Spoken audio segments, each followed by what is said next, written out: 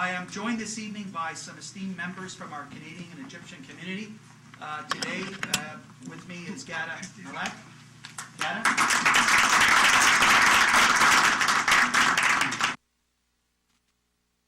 Can you hear me okay? Okay, terrific. And we also have with us Mr. Sharif Gorgi. Okay.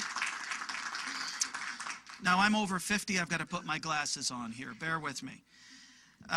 I'm Farid Wassef, and I have the distinct privilege of being the MC for this evening's wonderful celebration. For those that don't know, my family moved from Egypt to Canada in 1968 to pursue peace and prosperity. Mom and Dad brought us to Ontario because they believed it was the best place in the world to raise a family and start a business.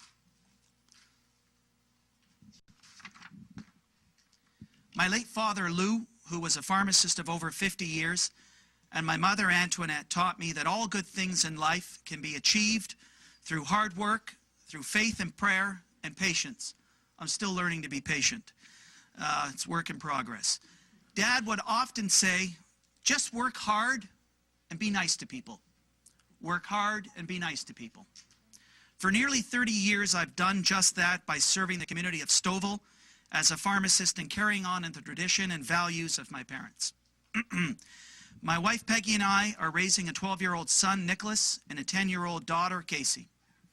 Many of you recall that I ran with you in 2011 and 2014. I did so to honor the legacy of my parents and to ensure for accessible quality health care and education. I did so to ensure for those looking for work could find it and to modernize our transportation system. To ensure that we have fair taxes for seniors, for families and small businesses. Is there an official page flipper here at Queen? No, there's not. Okay, there's a lot of work. There's a lot of work. All right. Thank you. All right. To ensure that we build strong, safe, well-developed communities which respect our environment, our cultural diversity, and our heritage right here in Ontario. I did so to ensure for a fruitful retirement for my wife and I'm on the Freedom 82 plan, which is only another 30 years away. Okay. And to fulfill the many dreams of my children. I did so to ensure that families today have the same opportunities that my family has enjoyed in the nearly 50 years we've been here. So, why are we here?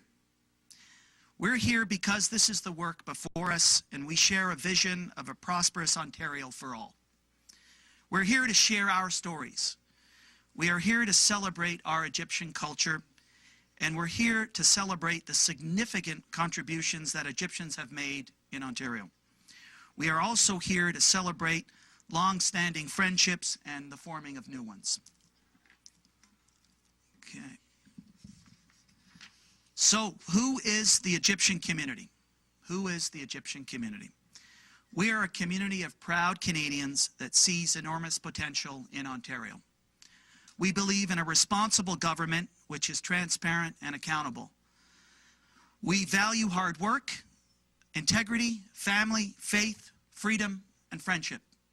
We love to laugh, and we speak from the heart. So this evening, we ask for you. Thank you. Dr. Farid, how do you feel about the accommodation of Egyptian Day in the Parliament today? I have to tell you, this is a historic day for our Egyptian community. We are waking up to the fact that we need to be engaged in the political process here in Ontario. Our future depends upon it, and our children's future depends upon it. So I'm so delighted, I'm so pleased. A lot of work went into this, and it couldn't have been a more perfect evening. Egyptian values, Coptic values are the best fit with the conservative values, correct? Absolutely, absolutely. Can you elaborate more about that? At the end of the day, if you take a look at the Progressive Conservative Party of Ontario and what it believes in, it believes in family. And first and foremost, we're all family people.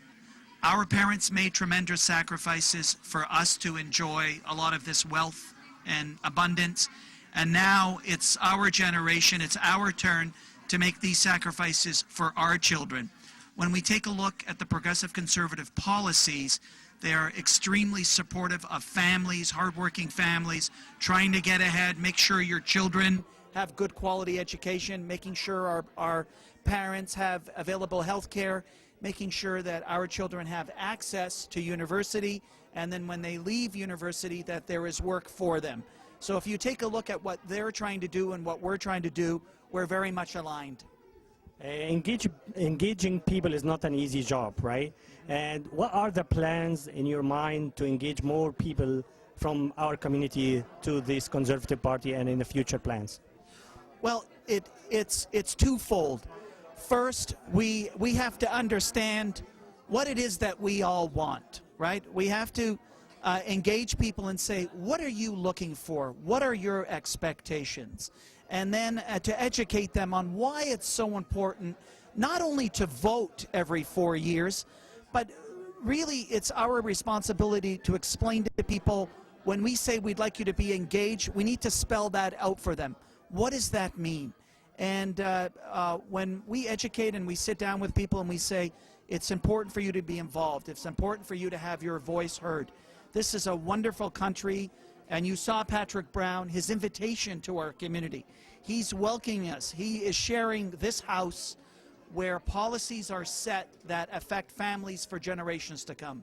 And that invitation alone is a warm invitation for us to get involved and have our voices heard. So I think we, upon ourselves, the leaders of the community, need to go to the people, see what their expectations are, and then explain to them how to have their voices heard and how to be engaged in this political process. We have noticed that Patrick Brown, even in his speech, that he is inspired by Bob Shenouda essays about Egypt, about pyramids, about all that stuff. How do you feel about that when he was mentioning that? I have to tell you, that really warmed my heart.